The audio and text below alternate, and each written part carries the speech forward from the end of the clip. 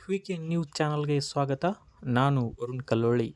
ಬಾಗಲಕೋಟೆ ಜಿಲ್ಲೆಯ ರಬಕವಿ-ಬನಹಟ್ಟಿ ತಾಲೂಕಿನ ಮದ್ಬಾವಿ ಗ್ರಾಮದಲ್ಲಿ ಅಕ್ರಮವಾಗಿ ಎಲ್ಲ ಅಂಗಡಿ ಮುಂಗಟ್ಟುಗಳಲ್ಲಿ ಮದ್ಯ ಮಾರಾಟ ಮಾಡಲಾಗ್ತಾ ಇತ್ತು.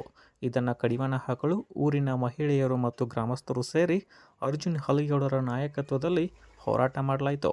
ಹೌದು, ಮದ್ಬಾವಿ ಗ್ರಾಮದಲ್ಲಿ ಕಳೆದ 4-5 ವರ್ಷಗಳಿಂದ ಅಂಗಡಿ ಮುಂಗಟ್ಟುಗಳಲ್ಲಿ ಯಾವುದೇ ಅಬಕಾರಿ ಪರವಾನಗಿ ಇಲ್ಲದೆ ಮದ್ಯ ಮಾರಾಟ ಮಾಡಲಾಗ್ತಾ ಇತ್ತು. ಮದ್ಯ ವ್ಯಸನಿಗಳ ಒಂದು ಗದ್ದಲದಿಂದಾಗಿ ಮಹಿಳೆಯರು ಮತ್ತು ಮಕ್ಕಳು ತುಂಬ ತೊಂದರೆಗೊಳಗಾಗ್ತಾ ಇದ್ರು. ಇದನ್ನು ಮನಗಂಡು ಅರ್ಜುನ್ ಹಲಿಗೌಡರವರು ಊರಿನಲ್ಲಿ ಎಲ್ಲ ಮಹಿಳೆಯರನ್ನು ಮತ್ತು ಗ್ರಾಮಸ್ಥರನ್ನು ಒಗ್ಗೂಡಿಸಿ ಗ್ರಾಮ ಪಂಚಾಯಿತಿಗೆ ಹೋಗಿ ಮನವಿ ಪತ್ರ ನೀಡಲಾಯಿತು. ನಮ್ಮ ಊರಲ್ಲಿ ಸಂಪೂರ್ಣವಾಗಿ ಮದ್ಯ ಮಾರಾಟ ಸ್ಥಗಿತವಾಗುವಂತೆ ಗ್ರಾಮ ಪಂಚಾಯಿತಿ ಅಧ್ಯಕ್ಷರಲ್ಲಿ ಮತ್ತು ಅಭಿವೃದ್ಧಿ ಅಧಿಕಾರಿಗಳಿಗೆ ವಿನಂತಿ ಮಾಡಲಾಯಿತು.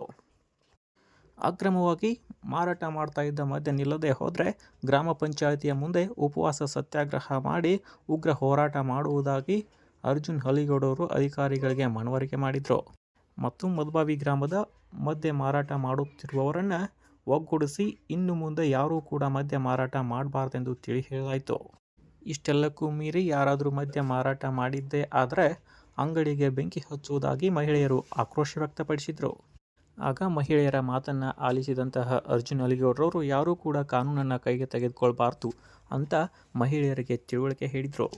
ಮದ್ಯ ಮಾರಾಟ ಸ್ಥಗಿತವಾಗದಿದ್ದರೆ ಸೆಕ್ಷನ್ 15 ಮತ್ತು 32ರ ಒಂದು ಅಬಕಾರಿ ಪ್ರಕಾರ ಅಬಕಾರಿ ಇಲಾಖೆಯ ಮುಖಾಂತರ ಕೇಸನ್ನು ದಾಖಲಿಸುವುದಾಗಿ ಅರ್ಜುನ್ ಹಲಿಗೌಡರು ಹೇಳಿದರು. ಈ ಒಂದು ಹೋರಾಟದಲ್ಲಿ ಅರ್ಜುನ್ ಹಲಿಗೌಡರ್, ಸತ್ಯಪ್ಪ ಮುದೋಳ್, ಸಂಗಪ್ಪ ವಡ್ರಟ್ಟಿ, ಸದಾಶಿವ್ ಕೋಳೆಕಾರ್, ಮಹಾದೇವ್ ನಾಯಕ್, ಮಹಾಲಿಂಗ್ ನಾಯಕ್, ಅಜ್ಜಪ್ಪ ವಗ್ಗರ್ ಹೀಗೆ ಮುಂತಾದ ಹಿರಿಯರು ಭಾಗವಹಿಸಿದ್ರು.